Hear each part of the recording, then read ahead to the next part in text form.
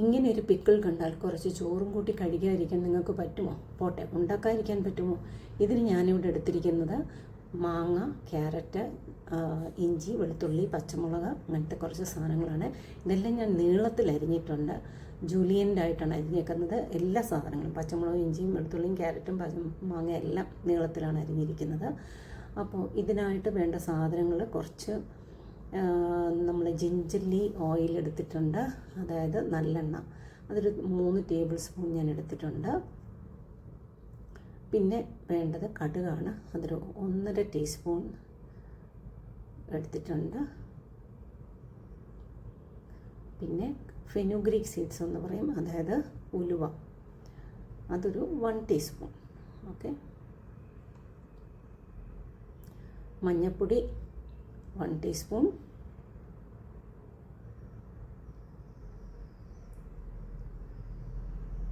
കായം 1 ടീസ്പൂൺ.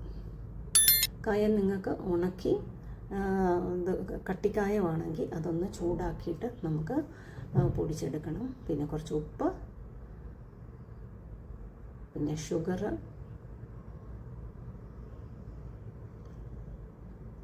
പിന്നെ വേണ്ടത് നമുക്ക് ഇതാണ്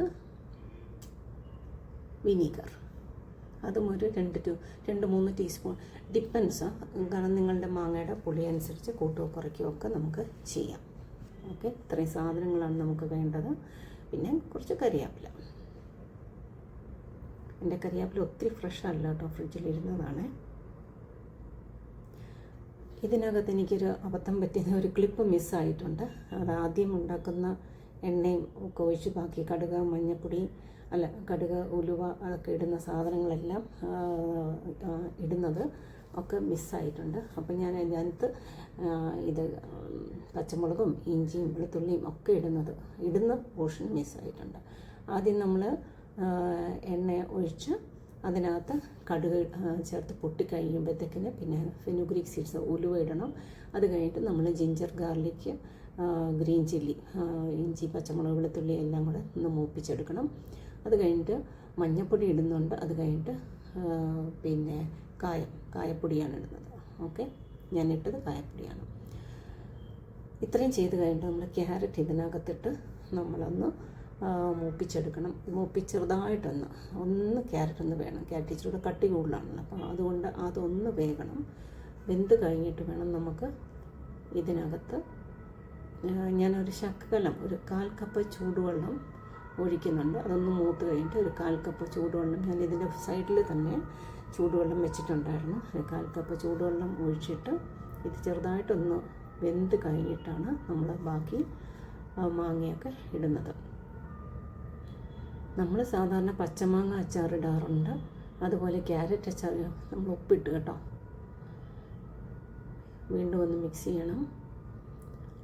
അതുപോലെ ക്യാരറ്റ് അച്ചാറും തന്നെ ഇടാറുണ്ട്. എന്നാൽ ഇത് രണ്ടും ഒന്നിച്ച് ചേർത്തൊരു അച്ചാർ ആണ് ഇപ്പോൾ ഇവിടെ ഉണ്ടാക്കുന്നത്.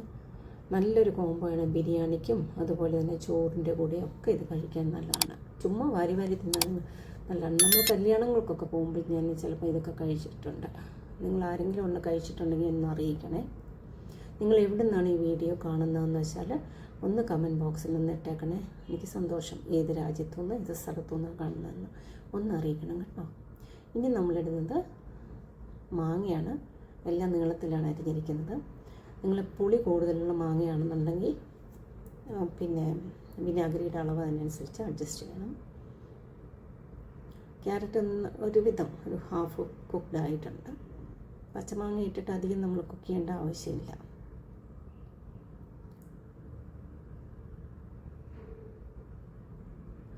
ഇതിന് നിങ്ങൾക്ക് വേണമെങ്കിൽ ഈ പച്ചമാങ്ങയും ക്യാരറ്റും കൂടെ ചേർത്ത് ഒരു പാത്രത്തിലൊന്ന് ഇച്ചിരി ഉപ്പിട്ട് മിക്സ് ചെയ്ത് വെക്കാം. അതേപ്പോൾ ഇതിൽ നിന്ന് മാങ്ങയിൽ നിന്ന് ഇങ്ങനെ വെള്ളം ഊറി വരും. ഇപ്പം നമ്മൾ അന്നേരം ഉപ്പ് അതിനനുസരിച്ച് അഡ്ജസ്റ്റ് ചെയ്യണം.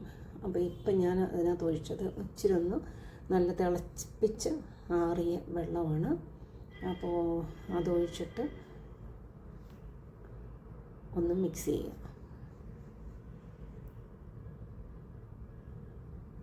നമ്മളിപ്പോൾ നേരത്തെ ഉപ്പിട്ട് മിക്സ് ചെയ്തില്ലെങ്കിൽ ഉപ്പ് പിടിച്ചോളും. കാരണം നമ്മൾ അച്ചാർ അന്നേരം കഴിക്കുമല്ലോ, കുറച്ച് കഴിഞ്ഞിട്ടല്ലേ കഴിക്കുന്നില്ലെങ്കിൽ പിറ്റേന്നോ അത് കഴിഞ്ഞിട്ടൊക്കെ അല്ലേ കഴിക്കുന്നത്. അപ്പം ഉപ്പ് പിടിച്ചോളും.